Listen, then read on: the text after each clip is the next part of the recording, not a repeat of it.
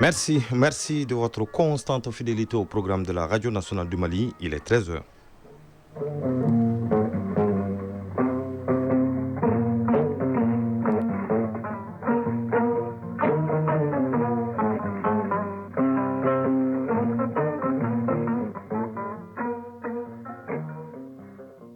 Le journal Bemba Sibi. Mesdames et messieurs, bonjour et bienvenue dans ce journal. Tout de suite, les titres. Au sommet de cette édition, la manifestation spontanée hier après-midi devant l'ambassade d'Algérie. Les responsables de plusieurs organisations de la société civile sont venus protester et montrer leur indignation après la destruction d'un drone d'infamant par l'Algérie. Les précisions dans un instant.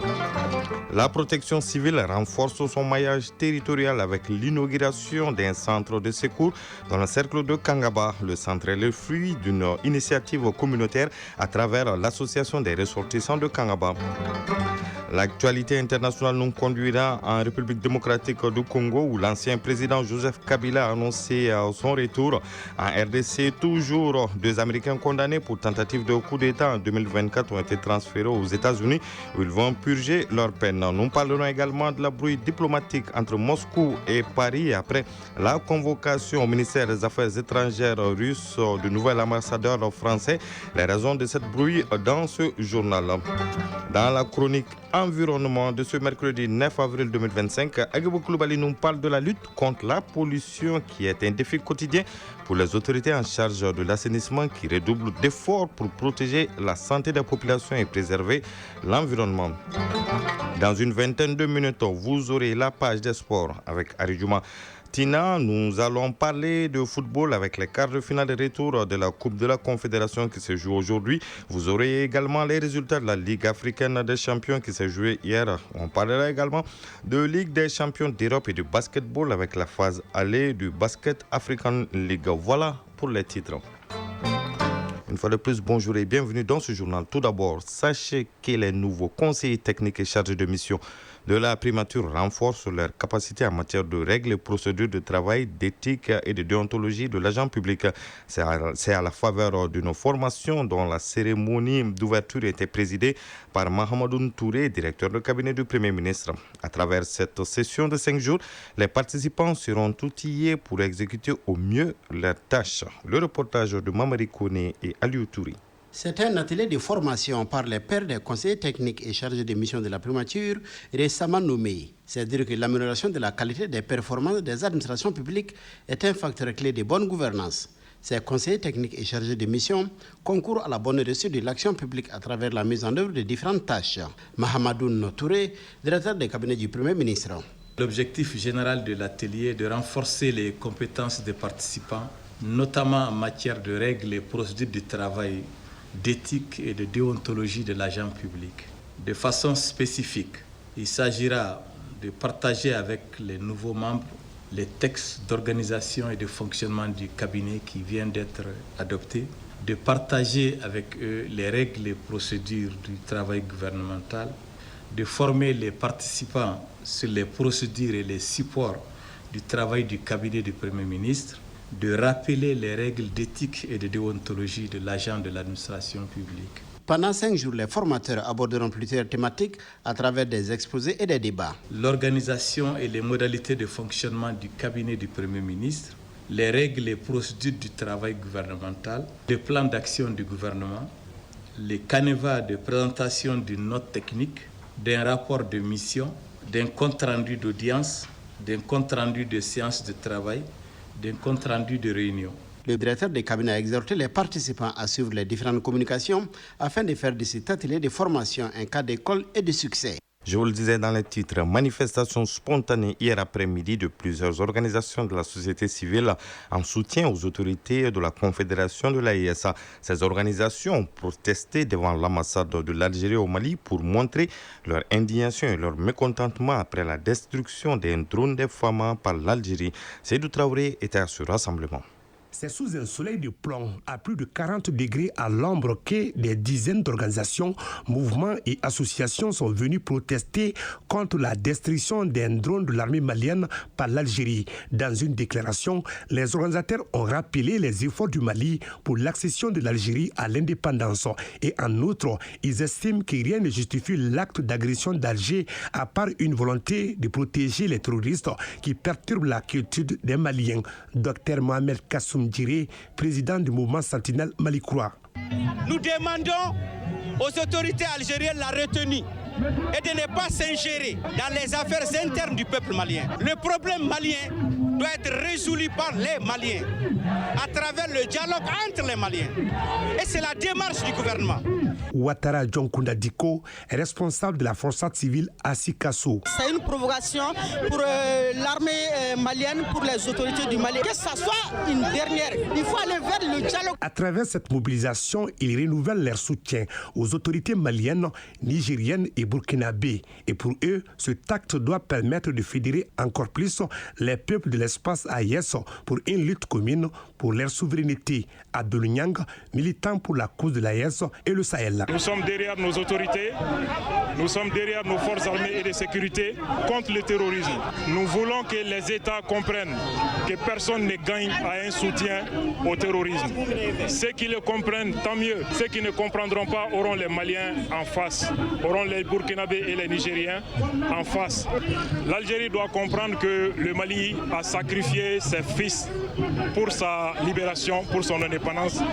Notre territoire a servi de refuge pour les combattants de la liberté de l'Algérie et non pour la France et les ennemis de l'Algérie. C'est dommage de constater aujourd'hui que le territoire algérien serve de refuge et de sanctuaire aux groupes terroristes et que cette même Algérie est capable d'abattre un avion des forces armées du Mali pour protéger ces terroristes. Les organisateurs ont également lancé un appel à la diaspora de la Confédération AES à intensifier le combat patriotique de mobilisation et de sensibilisation à l'international.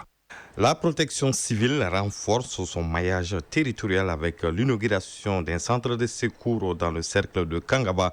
Le centre est le fruit d'une initiative communautaire à travers l'association des ressortissants du cercle de Kangaba. Daouda Kone était à la cérémonie d'inauguration. Suivons son reportage. Kangaba, un cercle de la région de Koulikoro, regorge de plusieurs zones d'orpaillage perçues comme des leviers économiques. La venue de la protection civile dans le cercle devra contribuer à protéger ces économies en cas de catastrophe. Namouri Traoré, porte-parole de l'association des ressortissants du cercle de Kangaba, ARCK. C'est à travers la cohésion sociale, l'entente entre les ressortissants de Kangaba.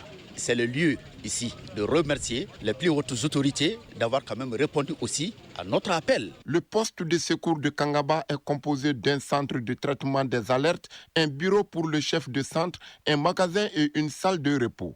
Les agents, au nombre de 17, et leurs chefs de centre démarreront les services avec un véhicule de secours aux asphyxiés et aux blessés en attendant l'arrivée d'autres engins.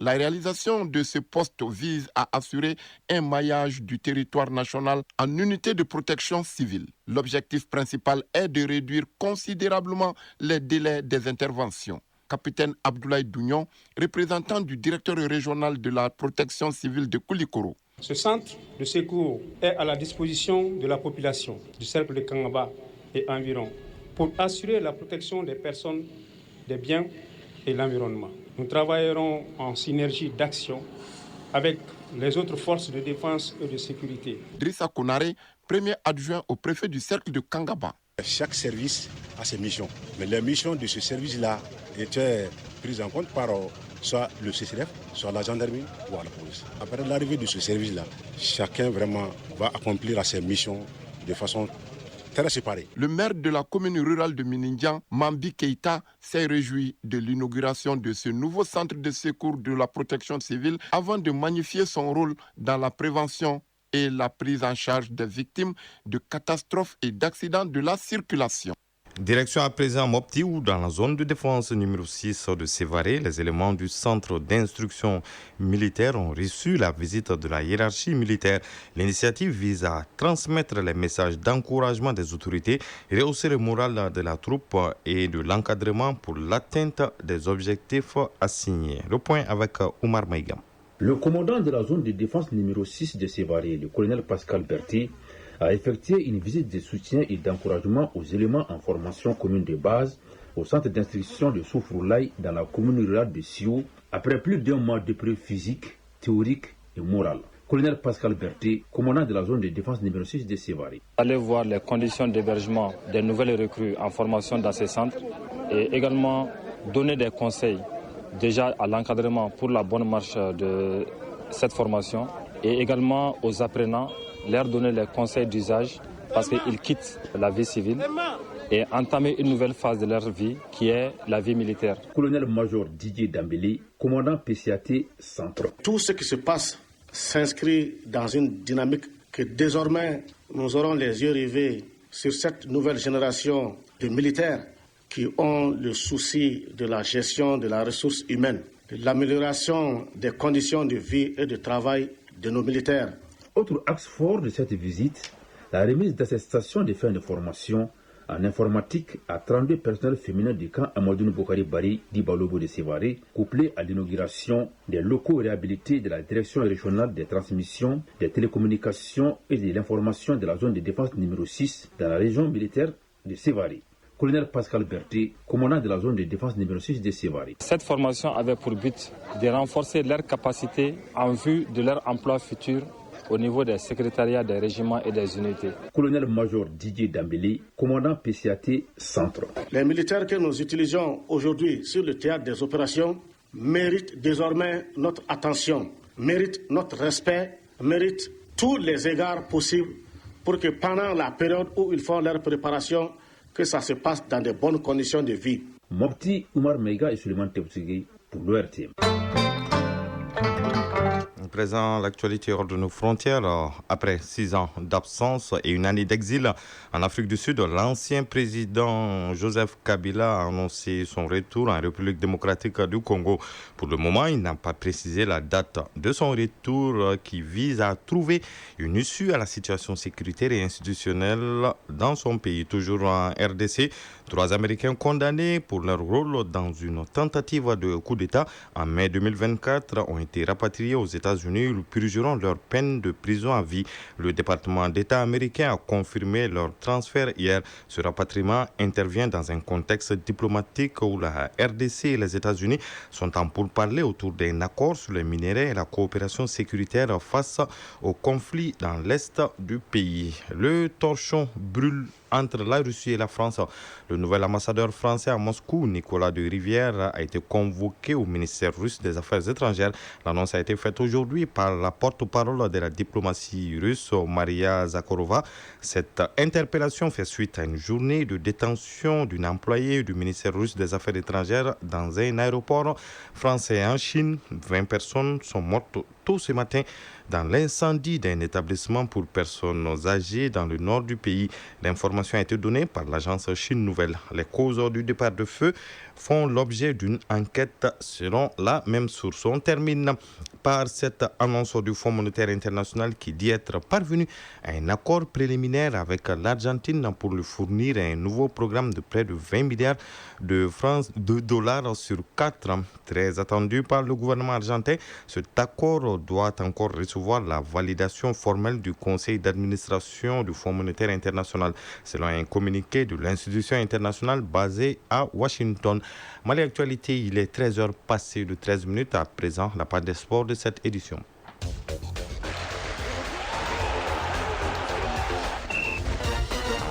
Sport, football, Ligue européenne des champions, les Italiens de l'Inter Milan et les Anglais d'Arsenal ont pris une bonne option pour les demi-finales. Sur le continent, on joue aujourd'hui les quarts de finale retour de la Coupe de la Confédération.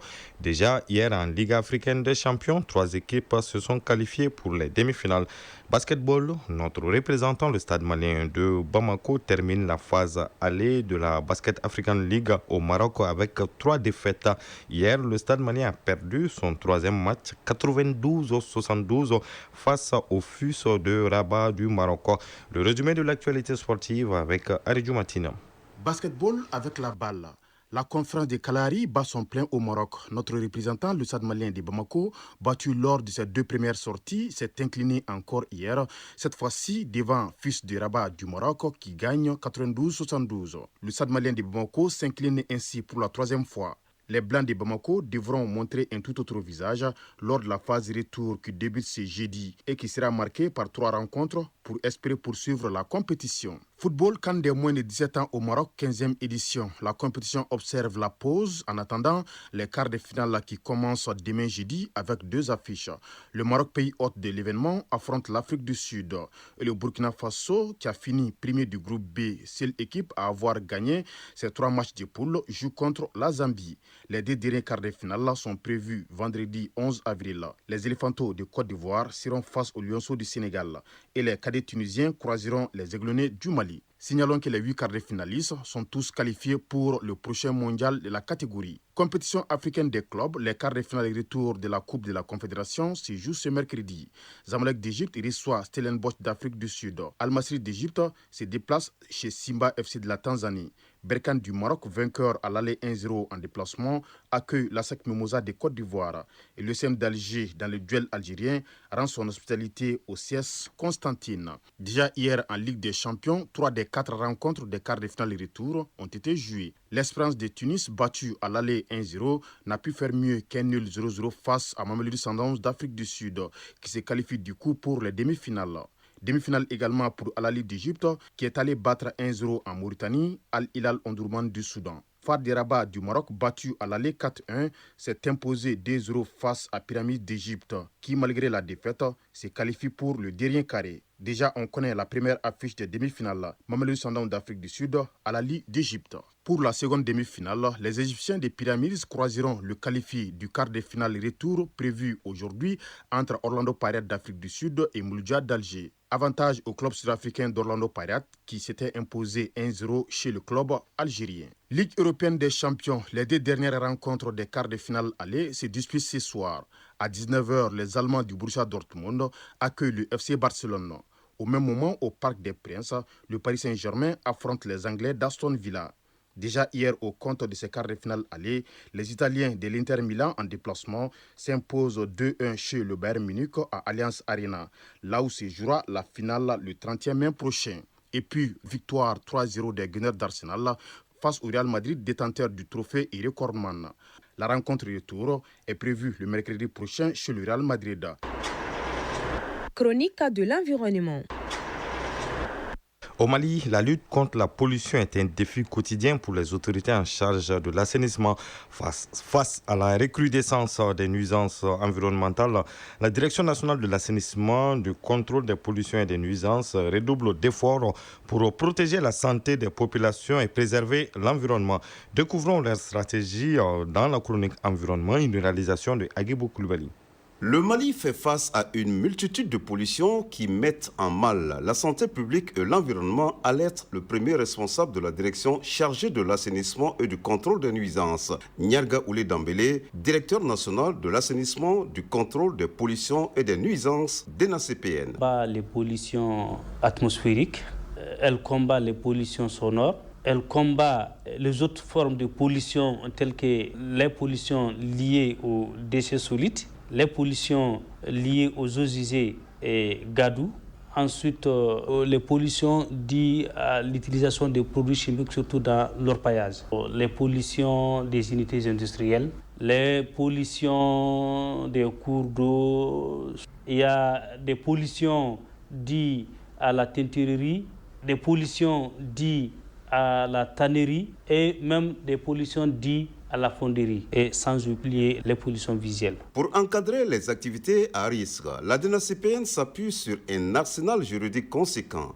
Toute entreprise sur le sol malien doit aujourd'hui produire une étude d'impact environnemental avant de démarrer ses activités, explique le directeur. Il faut reconnaître dans un premier temps que l'État a réellement mis le paquet pour pouvoir doter les services techniques, en tout cas des textes réglementaires, afin de préserver, de protéger notre environnement. Et parmi ces textes, nous pouvons citer la loi 032 relative aux pollutions et aux nuisances. Nous pouvons citer le décret 394 qui fixe les conditions de gestion des déchets solides. Nous pouvons citer le décret 395, c'est un décret qui est relatif à la gestion des eaux usées et gadou. Et nous pouvons citer le décret 396 qui est relatif aux pollutions sonores. Et aussi, nous pouvons citer le décret 397 relatif aux polluants de l'atmosphère. Et en plus de tous ces textes, nous avons aussi la loi et un décret d'application d'interdiction de commercialisation, détention de sachets plastiques non biodégradables. Et tout ça pour pouvoir, en tout cas, tant que faire CP, préserver notre environnement. Il précise que des normes de rejet sont imposées aux industries avec des sanctions prévues en cas d'infraction. Quand on fait une évaluation environnementale, dans le rapport de l'évaluation environnementale, il y a des recommandations, et très généralement qui sont traduites en plan d'action, dont la mise en œuvre est une obligation. Et il y a des mesures qui doivent être mises en œuvre par le promoteur. Et il y a d'autres aussi qui doivent être mises en œuvre par, en tout cas, d'autres acteurs bien spécifiés dans le dit document. Nous, en tant qu'agents de la DENACPN, notre rôle principal dans ça, c'est de suivre à travers ces instruments que l'État a mis en place. On a le suivi environnemental qui s'est fait régulièrement. Et il y a aussi la surveillance ou le contrôle environnemental. Face aux enjeux du changement climatique et à l'urbanisation rapide, la DENACPN entend renforcer ses capacités techniques et humaines pour mieux surveiller, prévenir et sanctionner les actes polluants dans l'espoir d'un Mali plus propre et plus résilient. À 19h30, vous avez rendez-vous avec Moïse Traoré pour d'autres informations. Vous l'aurez compris, c'est la fin de cette édition qui vous a été présentée par Bemba Sibi avec la complicité technique de Bintou Traoré. Adam Maïga a assuré la réalisation sous la supervision d'Ousmane Daou pour la coordination. Vous pouvez écouter ou réécouter cette édition sur nos différentes plateformes digitales grâce à Sekou Traoré qui a assuré la mise en ligne. Bonne écoute radiophonique sur les ondes de la Radio nationale du Mali.